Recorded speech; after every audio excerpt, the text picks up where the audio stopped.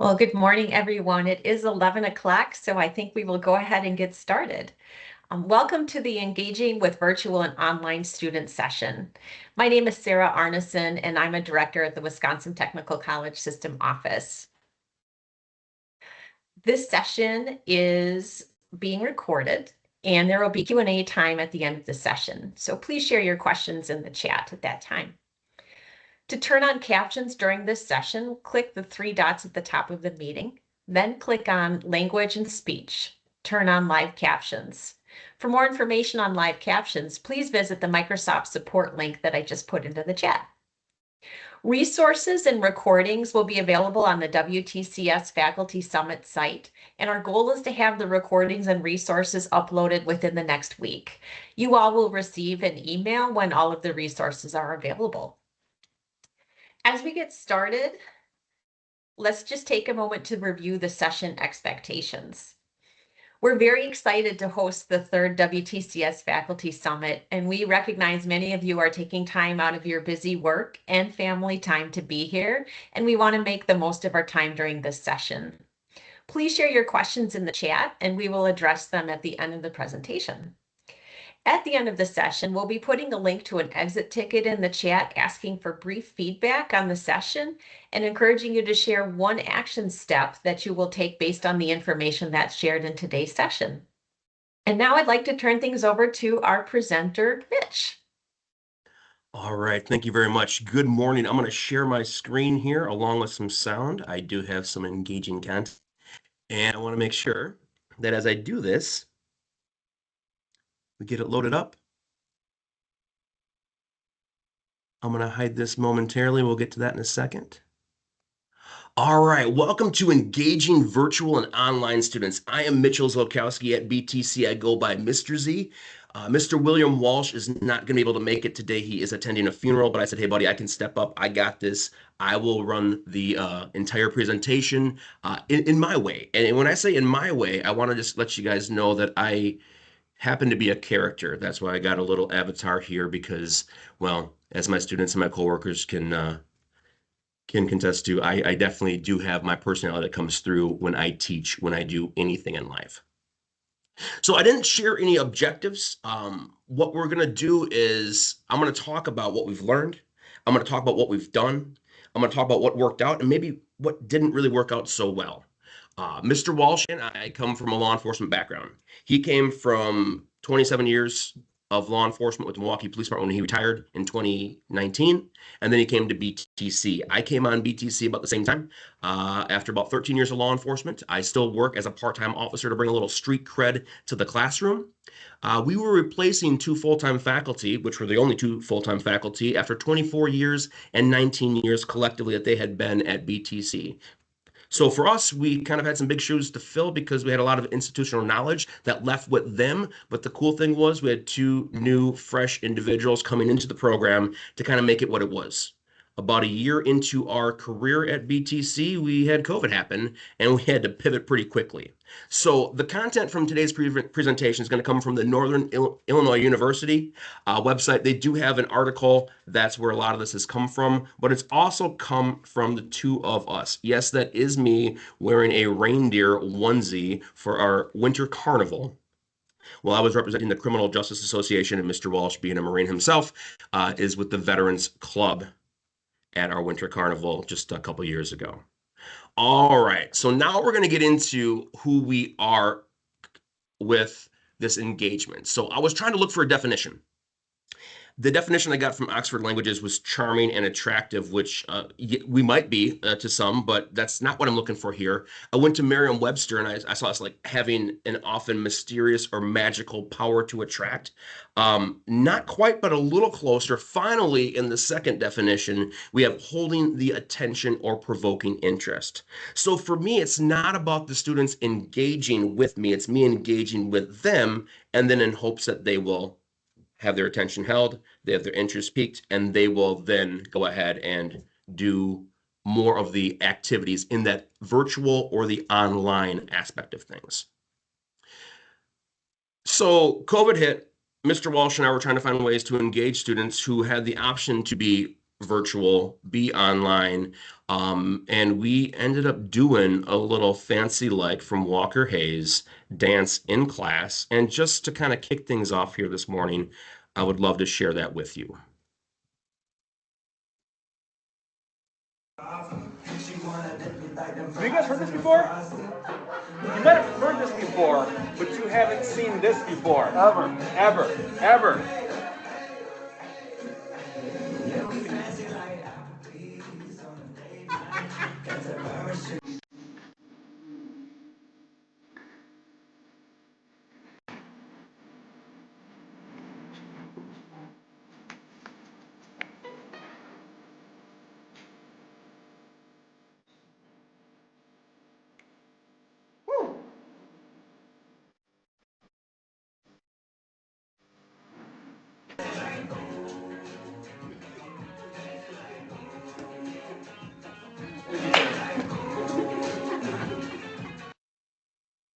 All right. Unlike in the classroom, you could obviously hear some students being engaged with us. We piqued their curiosity, their interest. We were quite charming. They were laughing. I'm not reading your faces, but that's all right. What I do want to say is Montel Jordan is famous for a line. Now, I'm throwing four things up here. He did not say any of these four things, but if someone could unmute themselves and tell me what Montel Jordan once said. This is how we do it. This is how we Yes. do it. Yes, this is how we do it. So for us, it's about the social engagement. It's using technology, learning communities, and we're designing this very carefully. Thank you for jumping in there and sharing this is how we do it. Awesome. So Black Hawk Technical College has a mission that says we help you build your future with a flexible education in a supportive environment. The motto, the tagline that we hear time and time again, it's on all of our branding: flexible education, supportive environment. The supportive environment is like Mr. Walsh and the tools and the resources and things we have at BTC. But the flexible education comes in the format of what we call a MyEdChoice classroom. So we had kind of piloted this just before COVID hit. We want to be able to allow students to come to the room, butts in seats. One thing I say is butts in seats get you treats. So I want students to come to the room, and I have a bin full of candy and granola bars and fruit snacks. So butts in seats get you treats, but you could also attend virtually. We used to do it via Zoom. So I'd be like, hey, you could come to the room or in the Zoom. Now we have Microsoft Teams, and I haven't figured out a good tagline yet about like being the room or the Teams. It doesn't rhyme the same. However, if you can't be in the room, and you can attend virtually, or you choose not to, you have the option of being online. So the way our classes work is if we teach a class during the daytime on a Monday, Tuesday, Wednesday, or Thursday, it's going to be twice a week. So Monday and Wednesday, or Tuesday and Thursday, for 85 minutes on Monday, and then 85 minutes on Wednesday, or Tuesday and Thursday. If it's in the evening or on a Friday, we have a 2-hour, 50-minute block of time. So you get to pick and choose your own adventure. In a 16-week semester for those night classes, students have 16 options, or 16 times they could choose: in the room, via Teams, or online. And double that to 32 for students who are going to be attending a class or a MyEdChoice class that's going to be during the daytime, Monday, Tuesday, Wednesday, or Thursday. Now, I'm going to jump into what Canva has as an option to do a little Canva Live. I just want to find out from you if I could show this here real quick. Awesome. So if you happen to be on a laptop, desktop, whatever you're viewing it on, and you can scan that QR code, I would greatly appreciate that. That allows you to post anonymously and just tell me, what do you do at your college as far as the virtual or the online? Is it just like in the room or online?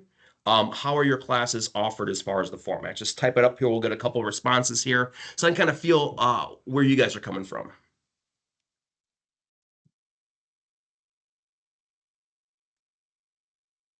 Now, just to ask about the hybrid, is that where it's completely online between the mandatory face-to-face classes? I guess anonymous who have posted first. One modality only. Okay, your choice. I like that. Face-to-face with the rest online. Okay. Blended. Okay. Online, virtual, live. All right. What we tend to see is when the semester starts off, and maybe some of you could also echo this and you have the same experiences, we get a lot of students coming to the room, right? A lot of students it's exciting. They're in class. So what I do is I bring my personality. I bring the butts and seats, get you treats. I also have a therapy dog, so she comes to class with me. So I'm trying to find all these ways to be engaging, which we've done for, the majority of our adult education careers is we've been able to engage students in a classroom. Now we're seeing more of this online, more virtual, and I'm trying to find a way that, like, how do we engage those students and engage with them who aren't in the room? So week 1, week 2, week 3, a lot of students, and then they slowly drift to the virtual. And then we get them more online, and we get maybe a handful in the room, 1 or 2 zooming in or teaming in, and then the rest are online. So I'm still trying to connect with those who have decided to choose the online format and be a little more distance or remote from school. So thank you for sharing. I'm gonna go ahead and hide this for now. We'll get back to some more of that later on if time permits. All right, so what I'm looking at doing here is I want to build some engagement. And I'm just going to give you the whole list of things, the bullet points here. And we have 17 courses of criminal justice studies courses in our program. Now, one is like a semester 3 option. You can pick 3. Semester 4, you can pick 3 of these electives. But all of our classes are built like online classes. Now, I will say we do have 3 that are going to be hybrid courses. Interview and interrogation, we have found it very challenging if you can take it completely online to assess you and how you are going to interview or de-escalate or interrogate somebody. Same thing with forensic criminology, same thing with our capstone course, which is put it all together where it's a criminal investigation. Like, we set up crime scenes, we get role players. It's really hard to have that same kind of learning experience or the application of what we taught throughout the program in that capstone course if we don't actually see you do it for us. So the rest are all built like online courses. We give a bunch of, variety of content, different things to bring into our course. We want to make sure that, we are making it very intuitive. It makes sense. Each course looks the same. We have a similar layout that it's, whether it be an adjunct teaching a very specialized course like community corrections or one of the staple courses that we teach like introductory criminal law. It doesn't matter what course it is, it's going to look similar. We're going to go ahead and encourage students to go to really ask the questions, share the reflections, and try to support them as best as possible as they have multiple ways to go ahead and create their content to give back to us to show that they're picking up what we're putting down. Yeah. All right. So here's an example of one of our courses. We use Blackboard Ultra. At the very top, we got the title, and then we got the format. So it's very clear how you're attending this class. Even more so, it's going to be Monday at 6. So if you want to come to the room, that's when you come to the room. You want to go ahead and join us virtually via Teams. It's right there. You know what date, what time, or at least the day of the week and the time. Mr. Walsh is teaching a class called Criminal Justice Introduction. It's a MyEd choice, and it's a Monday, Wednesday at 10:15 a.m. So his would say Monday/Wednesday at 10:15 a.m. So the students know exactly when their classes are. It's very, it makes sense. It's intuitive. We got our student support module right there at the very beginning, and we got to start here before we get into our actual content. Let me show you what the start here looks like. The start here is going to have a video. I've found that the majority of our videos, and I have checked with our own Center for Innovation in Teaching and Learning, they just ran an analysis and found out that of the video content that we have posted, that we have created for our students, only about 60% of the students are actually watching the videos. Of that 60% that are watching them, they're only watching about 40% of the video. So a lot of what we're doing here needs to somehow be revamped into shorter segments, more engaging, or other ways to give them the content. Now, videos are great. I want to give you an intro. I want to give you a tour. I'm keeping it less than 5 minutes. No one wants to watch me clicking through here talking about a class for 20 minutes when you could probably do a lot of them doing on your own. But I want to show you where stuff is. I want to hit multiple points, both in my video as well as right here in the start menu, as well as in the syllabus. And it's all laid out here. When we actually get into a learning module, I give them another little video. Hey, this is the video. It might be a minute long. This is what we're going to get into, and it kind of reflects this introduction, this overview. I give them an introduction to the unit, intro to the module, just a couple sentences, and then right away in this MyEd Choice class, I have them do a video. Now, they record a video, and I even have it listed here. Like, I don't care if you use UJA, which is hosted within Blackboard through our college. If you use Clipchamp, Loom, or even your own cell phone, you just record a video. And I show them 2 different ways of doing it. I show them on my own cell phone, I get it out, and I go into the UJA app, and I record a video. And I say you could also just record it on your phone and then post it in the Blackboard app. I show them how to do that as well as how to use it on a desktop or a laptop computer. So they have multiple ways that I model for them of how to do this, make a video, and I need them to tell me, who are you? Why are you in the criminal justice program? And what's an experience you've had with the criminal justice system? Maybe you had a school cop in high school that you thought was pretty cool or not. Or maybe you had a traffic stop that you're a passenger or driver on. Share a little something like that to kind of engage. It's really cool because week 2, week 3, week 4 comes along. And now if I forgot somebody's name, I can look at the video and I hear how they pronounce their name. I also see their face, and I have everybody, even those the first week of class who come to the room or come via Teams, I have them record a video as well too. So everybody does it. It's kind of like a little gatekeeper into our first module of what we're learning. Then we do a fun Kahoot. Now, the Kahoot, I set it up so students can also play it by themselves if they're online, but if they're virtual or they're in the room, we do it that way. We get into some learning stuff, and ultimately I have some things that are going to be in the course that are going to be your assessments, your point earning things. The due dates are clearly laid out. One thing that we tend to do a lot of is copy paste from a previous semester or a previous year. Always make sure you update those due dates because students don't like to have the notifications that they have 30 assessments that are late because they were due a year ago because you didn't update, the due dates. All right, so what do we do here at BTC? In our criminal justice studies program, we bring this continuity. It looks very similar. It has across the board for all the courses we teach. Now, the general education requirements, we can't necessarily focus on too much. We can't change a whole lot of that. But when you come to our criminal justice studies, those courses are going to look the same. We give you some variety because we do have a variety of instructors. It's me and Mr. Walsh full-time. We have about 6 or 7 adjunct instructors with some diverse backgrounds, but also the variety in which you can do assessments. I'm trying to find ways that you can show us that you know this, and multiple ways we'll accept certain bigger assignments. It's predictable. We like the predictability of our courses are going to be like this. The expectations are going to be predictable, and it also reduces that stress. And one thing I said earlier, well, I said intuitive, but I like to use the word intuitiveness ability. Now, I know it's not a word. I like to make up my own words. It's okay. It's my class. It's my presentation. I can do what I want, right? All right. So setting the expectations, setting the way I want class to run, and also modeling this. When I went through grad school at UW-Platteville, I did it completely online because where I was at the time, I was a detective. I had a baby at home. My wife was a full-time high school counselor. We just had too much going on. I couldn't attend class face-to-face. So I did it completely online. But one thing I loved that UW-Platteville did is they had this preview week. Semester's going to start on a Monday, but the Monday beforehand, you would have your class available that you could look around, click around, see what's in there. And I'm like, why don't we do that here at BTC? Because the expectation for all the faculty is you open it up the first day of the semester. I'm like, well, let's just do like a soft release and see, like, if something's broke, something's not working, there'll be a student or two who will tell you, like, hey, I can't see this, or I can't access this, or this video won't play. So we open it a week ahead of time in our program. It's not college-wide, but at least in our program, that's the expectation.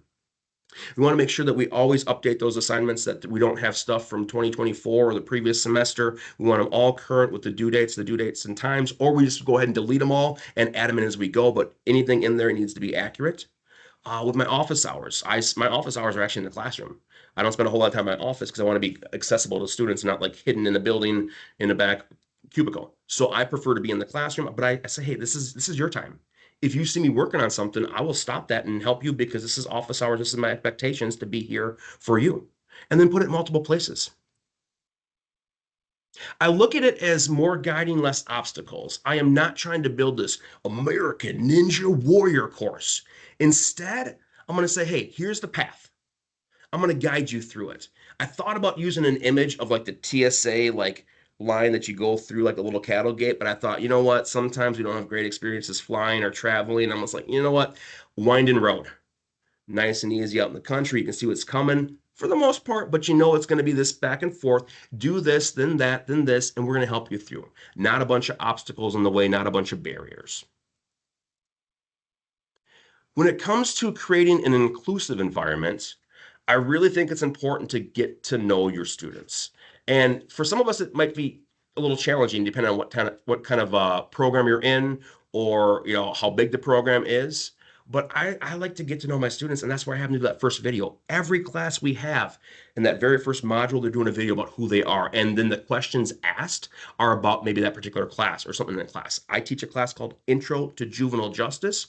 And one of the things I ask students is, hey, what's your name? And then, share a story, a class appropriate story from your youth. One thing that I share in my video is that, when I was 16, my parents went on a cruise. I had an older brother, little brother left us home alone, and we found a baby raccoon in the yard, a little tiny baby raccoon that was like, picked it up, nursed it back to health, and I had a pet raccoon. And then when I turned 18, I'm like, cool, I got a tattoo of a raccoon. So I share that story, like being a little open book, kind of, pulling back the curtains. Hey, this is me. I have a raccoon tattoo when I was 18, a long time ago. I'm still rocking it. And I have them share a little something about that. So I get to know them, maybe something they're willing to share. And then, the accessibility concerns. We just had a little bit of an in-service talking about what's coming up in April of 2026 and the ADA stuff, and how all the times it's like, oh, this image is decorative, and now I should probably put a description in there. So we want to be aware of that we are giving our students the best chance of success by following the rules in place for the ADA stuff, as well as actually highlighting what they do individually and their differences. I think it's very interesting to see our diverse group of students come into criminal justice, into our program, some with family members who are law enforcement, and some who have family members who have been in the criminal justice system, but not employees. The different paths they've gotten to get to where they are is always inspiring, and it helps our students become much more culturally competent to understand not everybody had the same life experiences as them. So we do that by saying, hey, do you know your students? And one thing I can say is the first time I met Andrew Hagel. Andrew Hagel was 16. He was a Start College Now student. He was with the Janesville School District. He started taking a criminal justice class with us, and he was able to get his 2-year associate's degree in criminal justice studies from BTC a week or two before he graduated high school. Now, a second student has done it this past year, Lily Wallace, and she's in the police academy right now. But I'm going to highlight Andrew right now. Andrew was also very impressionable. While sitting down before we got on stage, there's me behind the little mic stand. I said, hey, I bet you won't pick up that pom-pom that the president of the college had been swinging around and cheer. And he did. So he was very impressionable because he was a young student, graduated at 18 with his 2-year degree before high school. Well, we were happy for him. Super, super happy. And he went off to Platteville online. And that first semester, he had stopped out of college because he got hired as a police officer. It was kind of cool. He almost looks all grown up now. There's Andrew. This is his academy photograph when he graduated with several other individuals from the Janesville Police Department from our Black Hawk Technical College Police Academy. So he was the youngest police officer in Janesville's history, starting at the tender age of 18. And he even tried to grow a mustache too to give himself a little distinguished look. So super pumped where Andrew's gone in his life. Another student of ours, Paola Delgado, the path that she had taken through her teenage years, becoming homeless, getting kicked out of her house, trying to land on her feet. Everybody's telling her you're not even going to graduate high school. Well, she got her GED. And then she came to BTC and wanted to make an impact in her community. She was the first recipient of a scholarship that we call the Ideal Scholarship. It gives you a full tuition ride at BTC in certain programs, as well as a paid internship and a faculty mentor. So Mr. Walsh was her mentor. And she got hired as a community service officer as her internship, getting paid to be the individual who helps the police by dealing with animals at large, parking violations, more of the minor police-related activities. And she was having a great time doing that, stayed on after graduation, but was struggling to get a police job. And for her, and she has no problem with me sharing this, I've talked to her multiple times, it was the physical fitness. It was always one event in the physical fitness to get into the academy that got her dropped out of certain processes. So there's half of my face. I was, and still am, working for the Evansville Police Department part-time. And I said, why don't you just do a ride along with me? Let's catch up. Let's kind of see what's going on, see what I can do to help you out. And she had a blast doing the ride along. Well, long story short, we got her through the physical agility test. We got her through the academy. She made it through her probationary period because the Evansville Police Department hired her. And now she's one of my coworkers.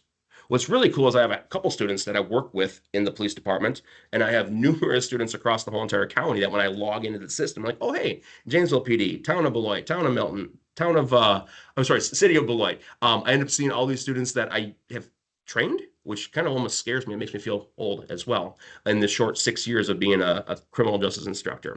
Well, there's Paola along with Ian, both former students of mine who both graduated from the program and are having successful careers of their own. So we do this through a number of things. I'm the advisor for a criminal justice association. As I mentioned, Mr. Walsh is the advisor for the Veterans Club. But we find ways to bring students to campus to make them feel engaged, to go out in the community. We're at the Beloit Sky Carp game here. We help us with parking and we got to watch the game. We find different things to do, like over in this photo that you see here, we're at a trunk or treat event. And I even brought my little humans. So those little children, those are not students of mine. Nope, those are my little kids, Evan and Owen, 9 and 7. Now, I'm going to take it on a different tangent right now and show you this. I needed something to fill that void because like I wanted to have the whole picture and side by side. And obviously, if you look at this picture, you look at me in the Talons hoodie, yeah, something's not right. You can tell this isn't real. It's actually AI with a little bit of editing on top. You can see where I put my face on there, fix the ceiling or the back wall. Yeah, that's not me. What I tell my students, though, when it comes to this kind of AI stuff, and I know that's not where this course or this session is going, but I think it's important to say, hey, if it's this obvious to you, sometimes the things that you submit might be that obvious to me too. I kind of joke on myself to say, hey, let's make sure we're doing this for the right reasons. We're doing our own work, not just AI and then tweak it a little bit. All right. So we're initiating that interaction. What we got going on here is I'm not afraid to post information about myself and tell my students what I got going on. I actually find by being more open about that, it makes better relationships with my students. Trying to learn Spanish. We took in a teenager who is bilingual a couple years ago.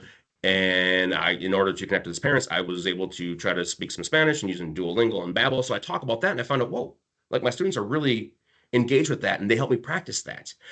When it comes to developing a communication plan, what is your like primary method of getting a hold of or for your students to get a hold of you?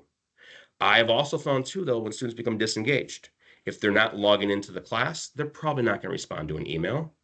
Rather than giving my personal phone number, I did make a Google Voice number and I will text them. They might not answer a phone call from my office line at BTC, but if I say, hey, it's Mr. Z from BTC, just checking in to see what's, see what you're up to, see how things are going, making sure you're okay, they'll text back more than not, which is good. I like that kind of back and forth. And now I got a way to reach out when they might be falling behind a little bit.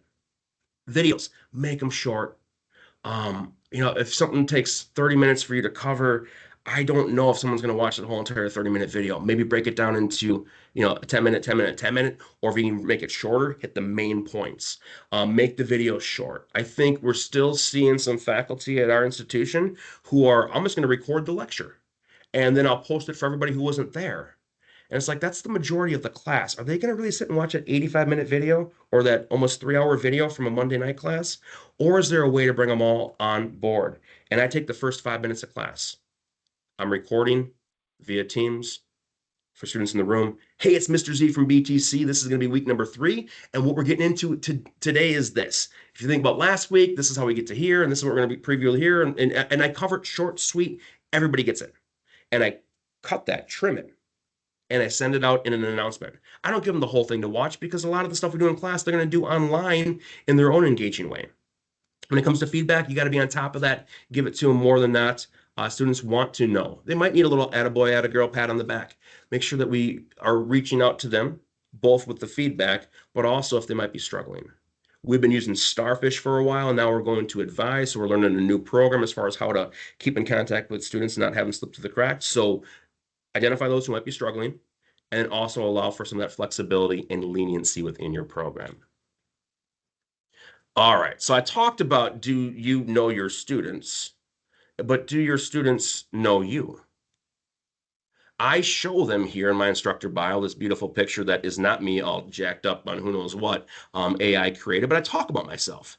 I talk about, hey, I'm the lead faculty of our program. I'm the advisor of the association. I'm married. I got kids. I got a bonus kiddo. I'm also a part-time cop. Here's my education. I kind of like do the basic stuff, but then I get into something a little bit more than that.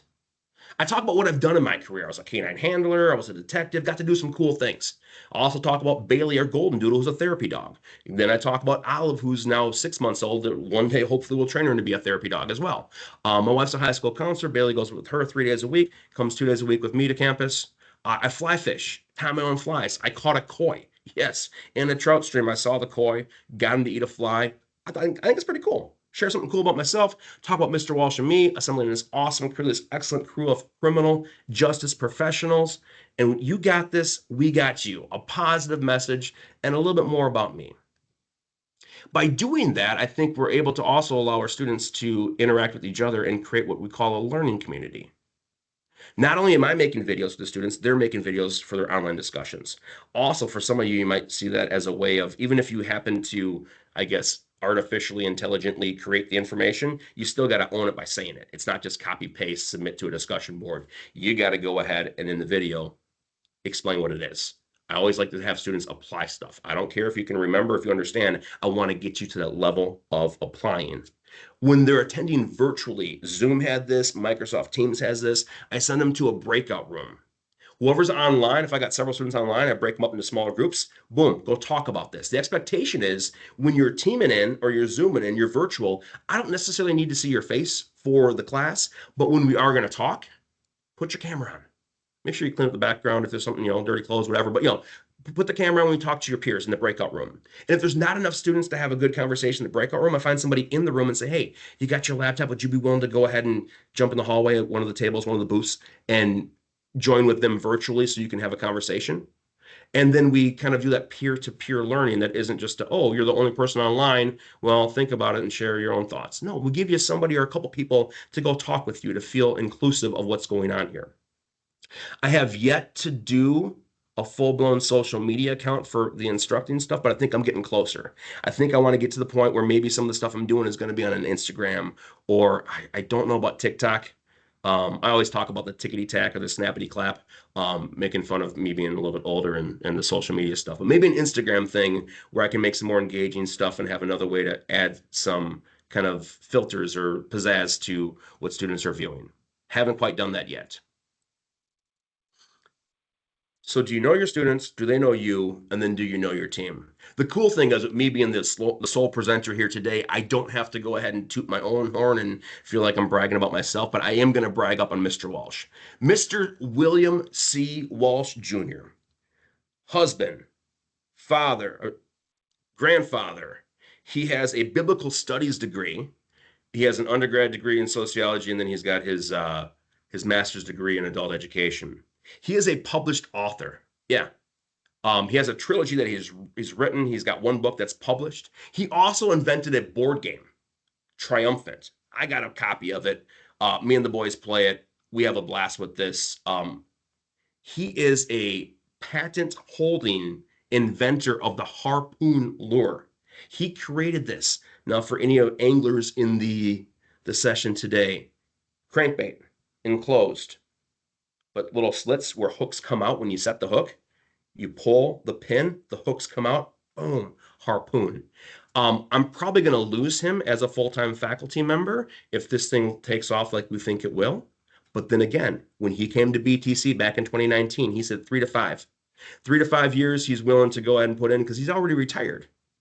This is year 6, and he gave me a 2-year extension with a 3rd-year option. So I'm going to take and use him as much as I can. I love the fact that I got a coworker who's got a different background than me. I love the fact I got a coworker that's the same team as me that is willing to step up when I say, hey, I need some help with this. Am I lead faculty? Yeah, but we are equal. We're great partners. We have different areas of expertise, different teaching styles, but we're on the same page and we're doing this together. And that's why, we brought this topic to our summit. So Montel Jordan, this is how we do it. Boom. Social, engagement, technology, communities, designing carefully. I love myself a good hoppy malt beverage. Some of you might know the IPA as being an India Pale Ale, but not in today's realm of this session, unfortunately. I stands for introduce. In every class that I teach, and even every module I teach, every unit I teach, we introduce the topic. We define it. Then we practice some stuff. So we explore it a little bit. And then finally, we assess it, which is us applying it. So that's the IPA, the introduce to practice, assess. I do this with a module, I do it with a unit, I do it with a class, we even do it with our program. We have criminal justice introduction as our entry level course, and then we have criminal investigation as our capstone course. With that, we have our introduction and we have our assessment.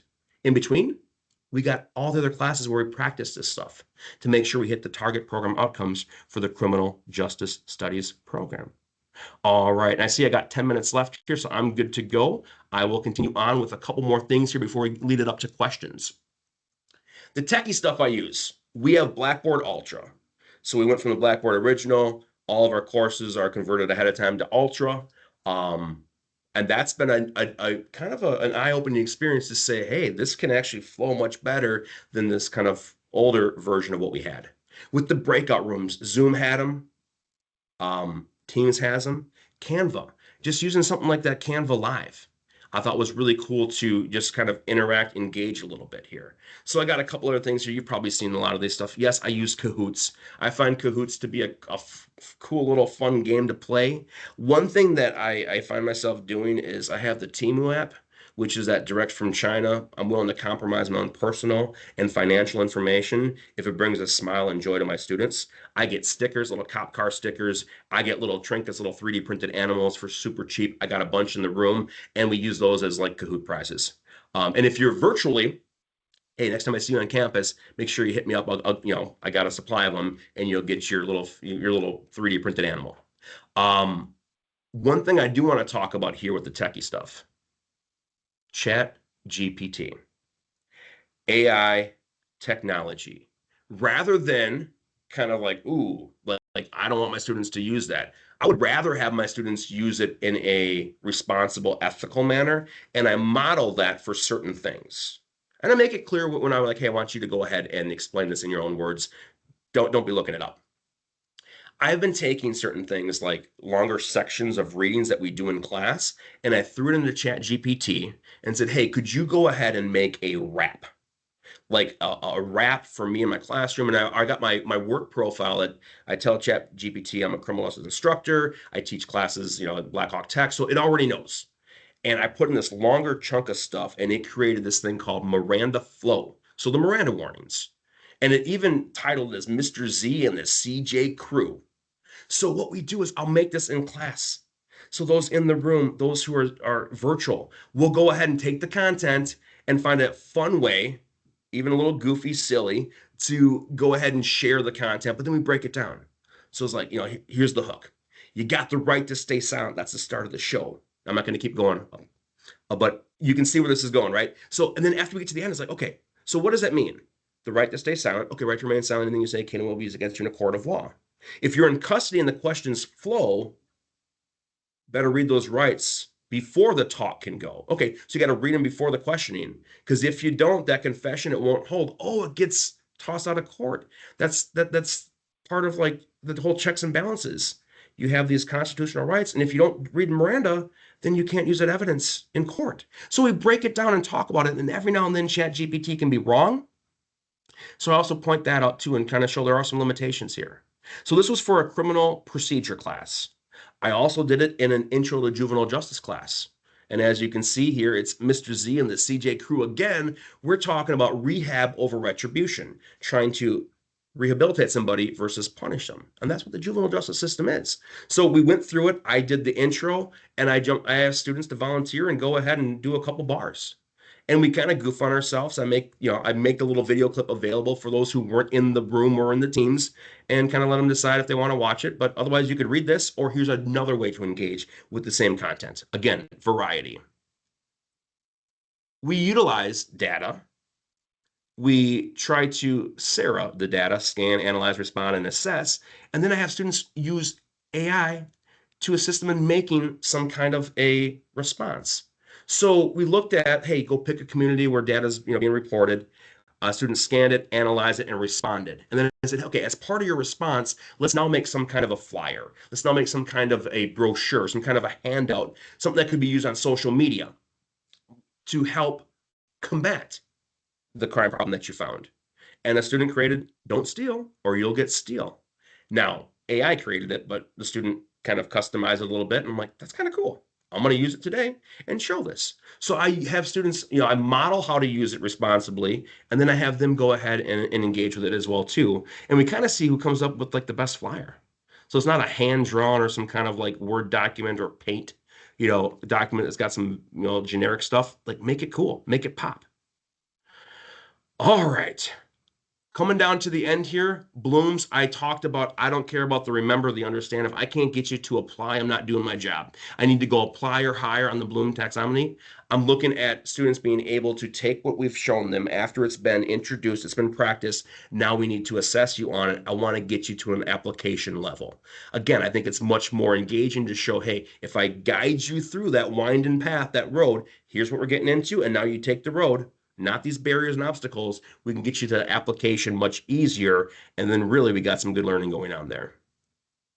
Let's end with a couple catchphrases, a couple taglines that we have. Mr. Walsh always says, paint the picture. That's it. That's his go-to line. Paint the picture. He wants you to be able to explain things and be able to describe them and all the ins and outs. And he says, paint the picture. My terminology that I use, my little catchphrase is more better.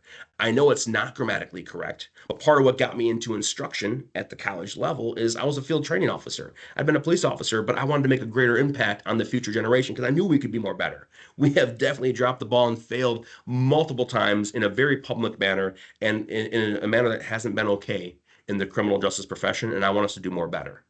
In doing so, I've also created this little emoji, or used an emoji, but a little tagline, don't be a turd. I use it in my interview and interrogation class. You could watch any number of YouTube videos or reels that come through your tickety-tack, your snappity-clap about cops being turds and correctional officers being turds, and just don't be a turd. Don't be a turd. You want to be a turd, go lay in the yard. We'll pick you up eventually. All right. My ed choice is a challenging concept, and I've made this officially unofficial or an unofficial official policy. Either way, I can't enforce this because it's their education, it's how they choose. But I tell them, hey, A or B in the class. In a My Ed Choice class, if you have an A or you have a B, we'll let you be. However, if you have a C or less, we'll see you in the room or in the Zoom. Now, we've switched from Zoom to Teams. And the concept is if you aren't hitting an A or B with the content we're teaching you, it's a C or less. Something's not working. And if you're choosing to be online, not like life circumstances, but you're making that decision, I think it's time to get you back in the room or get you back virtually. Now, it's catchy. Like A or B will let you be, C or less will see you in the room or the Zoom. And now we got Teams. So I have not yet figured out the tagline for the Teams. If a couple of you want to think about that, I will open it back up with the whole Canva Live, and you can give me something like see you in the team or in the room or in the teams or see you in the teams or in the not the dreams. You think of something cool, I'll take it, but we'll throw it into the chat here in a little bit. All right. I started off with Montel Jordan. Does anybody know who Robert Van Winkle is? Go ahead and unmute yourself. Let me know if you know what I'm talking about here. Vanilla Ice. Yes. And if there's a problem, we'll solve it. And this is how we do that with engaging our students in virtual and online settings. Excellent. For those who participated, bonus points for you, A for the day. I love it. That's what I got. I appreciate it. And I'm going to open that back up for you guys to go ahead and share what you might have for me for that, like A or B will let you be, C or less will see you in the room or the Zoom. I'm trying to think of something there. So at this point, I'm going to open up to questions. Whether you want to unmute yourself, drop it in the chat. I'm actually looking at the live Q&A. Yeah. It's your opportunity now to check in with me. Mitch, there's a question in the Teams chat for you. Right. Question about camera policies and 100% virtual classes. I agree that students should have their cameras on during peer conversations and breakout rooms, and I'm curious what you think about requiring cameras during the rest of class time. So for me personally, if I can get you to Zoom in or team in, that's a win. It's one level closer to you being in that room. I don't want students to have to feel like, you know what, I don't want to, I'm anxious about being, showing maybe, the bedroom or wherever you happen to be. So I don't have them keep the cameras on.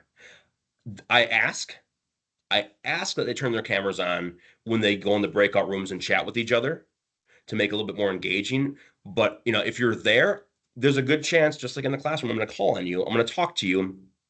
So, make sure you're ready to unmute yourself. But like if you're sitting there eating dinner during a night class, or for some of my students, right? You talk about the 2 gen where they happen to have children.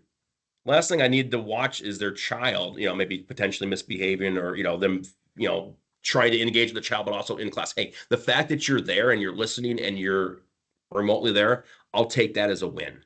Now, is that a low bar? I don't think so. I think we got to be able to understand who our students are and what they happen to need. Perfect example this morning. I went and teamed in for a 9 o'clock session. I was driving back from duck hunting, but I listened. And even though the instructor or the presenters had talked about, hey, could you guys go ahead and say where you're from? I didn't. I wasn't engaged. I didn't have my camera on, but I was listening to it. And for me, I got done duck hunting and I had to come back and get ready for this. So depending on what they have going on at that exact time, they've made it enough of a priority for you to be or to be there for you in your class. I don't force it. I saw there's a hand raised. Was it Tamara?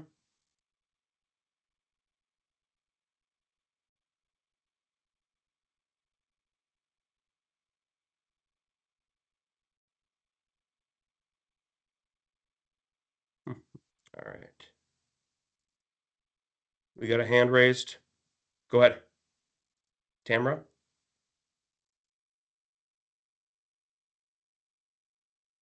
So I just wanted to mention another issue that we have in parts of Wisconsin, and that is in a lot of the more rural areas, we don't have the bandwidth for video.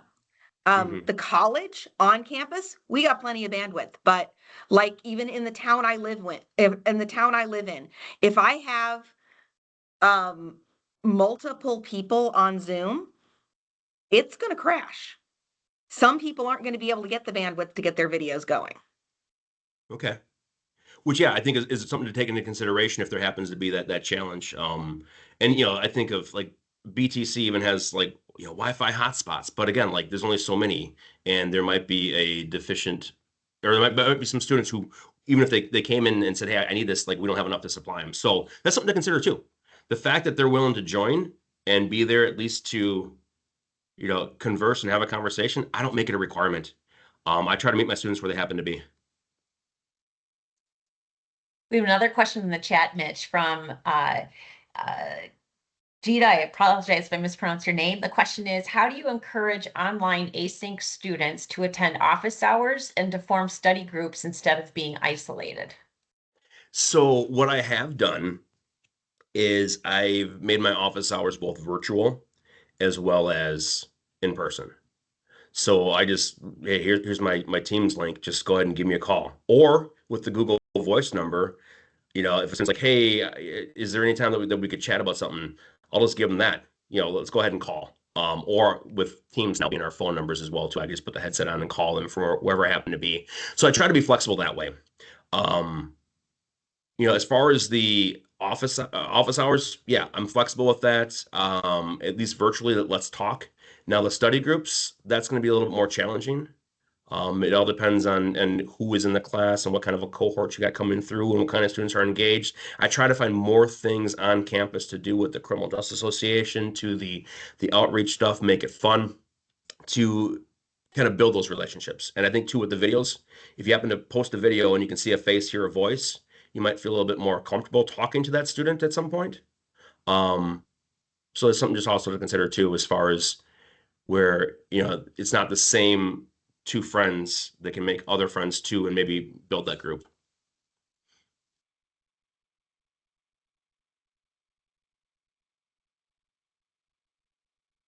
Another comment in the chat, I do offer flexible office hours, but they don't come in until the end of the semester when they're doing poorly and may not pass.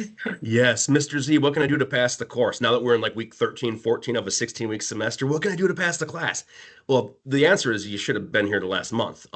However, yeah, I struggle as well too to have students actually book office hours.